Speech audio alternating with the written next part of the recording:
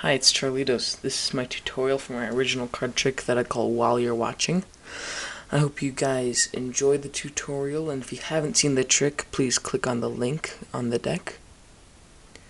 Okay?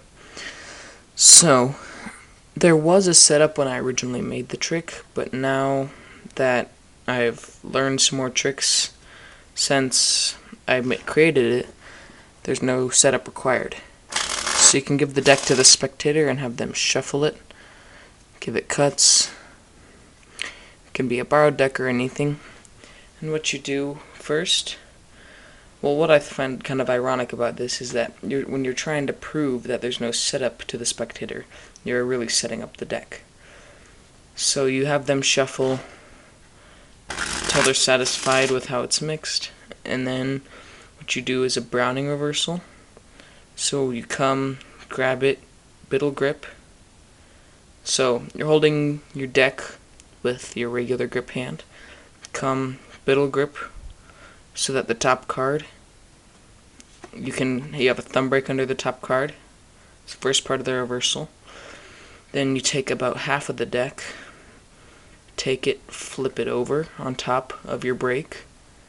Then you take the rest of the cards underneath your break, flip it right over, and now you show the spectator that there are no duplicate cards.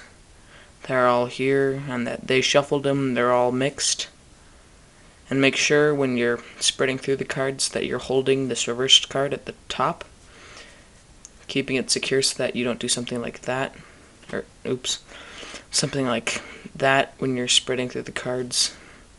So after you show them that all the cards are indeed here, what you do is a turnover pass of sorts with the one reversed card at the bottom. So what you do is you take the deck. It should be really easy to get a pinky break since the cards should naturally be reversed from the cards facing downward. So you should be holding it and just get your pinky right in there. Okay, now you push the card like that so that it's perpendicular to the deck. Okay, and then what you do, you push the indifferent card that should be reversed into the hand that was originally holding the Biddle grip, and then you just, with the right hand, for me, you just flip over the deck right onto the reversed card, and now you have our card reversed at the bottom of the deck. Okay? So if you don't understand, this is what it should look like when you're performing.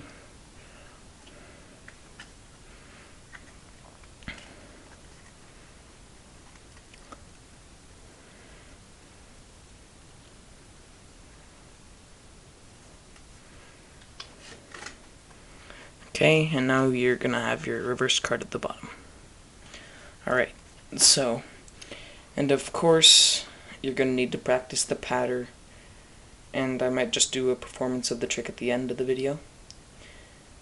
I think the patter is honestly the hardest part of this trick because you have to time it pretty well with your moves. Just like any other trick, you should just get it with some practice. Okay, so then what you do is you have the spectator pick any card that they like. Let's say it's this card. Have them look at it. 5 of diamonds. Okay, and while they're looking at it, you do a swing cut, about half. Then you ask them to put their card right here, and then all you need to do is just a subtle misdirection, so maybe just wiggle your hand, then get a break under the card. So, this is what it'll look like. Please put your card right here, okay?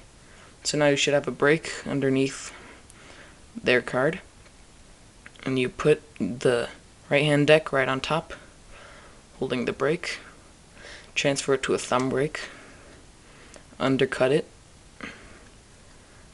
so then their selected card should be right, I guess it's below the reversed card. Now you do a false cut of any kind. I like to do the classy false cut because it takes a lot of time and gives you good time for the patter. And then you show them that your card is on the bottom of the deck. And now what you do right away is you get a break under 3 cards. So you have their selected card, the indifferent card, or the reversed card, and then the other random card. So what I like to do is I come over with my right hand, bend my index finger, and just count it up quickly. And you should be doing your patter so you have an excuse to be delaying what's going on. So once you have your break, it shouldn't take that long to do it. I'm just not the sharpest card handler in the drawer. God, that was horrible. Okay, so now you have your break. You flip over the card.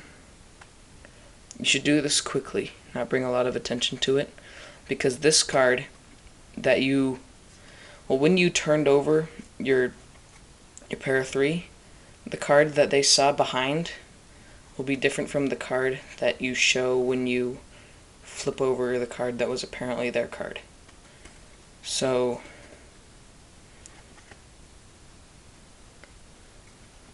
here's the 4 diamonds, and then it's the king of hearts.